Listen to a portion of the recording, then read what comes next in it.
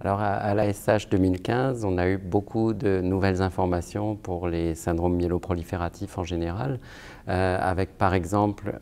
une mise à jour de l'essai CONFORT 2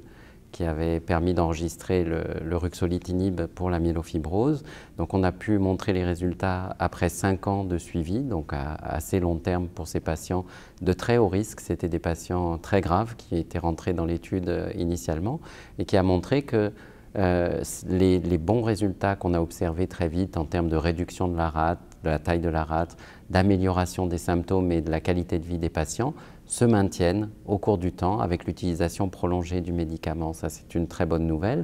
D'autre part, il n'y a pas eu de toxicité nouvelle, donc l'utilisation après 4-5 ans du médicament est de mieux en mieux tolérée, en gros, et on sait les principales toxicités qui sont d'aggraver parfois l'anémie ou de faire baisser les plaquettes. Rien de nouveau n'est apparu avec une utilisation plus prolongée du médicament. Et